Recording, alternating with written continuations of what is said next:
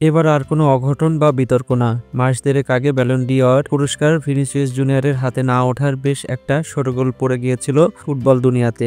এবার কিছু ঘটল না তেমন। ভিনিসিয়াস জুনিয়রের হাতে দেখা গেল ফিফা দ্য বেস্টের পুরস্কার। নারী ফুটবলও সেরার তালিকায় অঘটন ঘটেনি। পুরস্কারের পোডিয়ামে ছিলেন দুই আর্জেন্টাইন তারকাও। কাতারের দোহায় আয়োজিত অনুষ্ঠানে মঙ্গলবার দিবাগত রাতে এই পুরস্কার তুলে দিয়েছেন ফিফা সভাপতি জিয়ানি ইনফান্তিনো, যেখানে প্রথমবারের মতো ফিফার বর্ষসেরা খেলোয়াড়ের পুরস্কার জিতলেন রিয়াল মাদ্রিদের এই ব্রাজিলিয়ান ফরোয়ার্ড। ফিফা বর্ষসেরা খেলোয়াড়দের এই পুরস্কার দেওয়ার রীতি চালু করে 1991 সালে। এরপর থেকে 5 বারের বিশ্ব চ্যাম্পিয়ন ব্রাজিলের 5 জন তারকা এই পুরস্কার জেতেন। ভিনিসিয়াস সেই তালিকায় ষষ্ঠ নাম। তবে ব্রাজিলের আরেকজন ফিফা দ্য বেস্ট পুরস্কারটি জিততে অপেক্ষা করতে হয়েছে 17 বছর। সর্বশেষ 2007 সালে রিকার্ডো কাকার হাতে উঠেছিল প্রেস্টিজিয়াম এই পুরস্কার।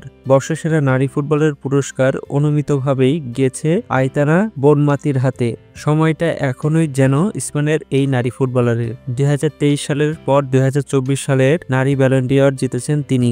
এবার টানা দ্বিতীয়বারের মতো জিতলেন ফিফা দ্য বেস্ট পুরস্কারও। এদিন সেরা গোলরক্ষকের স্বীকৃতি পেয়েছেন আর্জেন্টাইন গোলরক্ষক এমিলিয়ানো মার্টিনেজ। 2022 সালে ফিফা দ্য বেস্টের সেরা গোলকিপার হলেও গত বছর পুরস্কারটি পাননি। তবে 1 বছর বিরতির পর আবার পুরস্কারটি উঠেছে তার হাতে। এর আগে 2023 সালের পর এবছর জিতেছেন ব্যালন ডি'অরের বর্ষসেরা গোলকিপারের পুরস্কার। দর্শক, ভিডিওটি ভালো লাগলে অবশ্যই লাইক, কমেন্টস এবং শেয়ার করতে ভুলবেন না। ধন্যবাদ।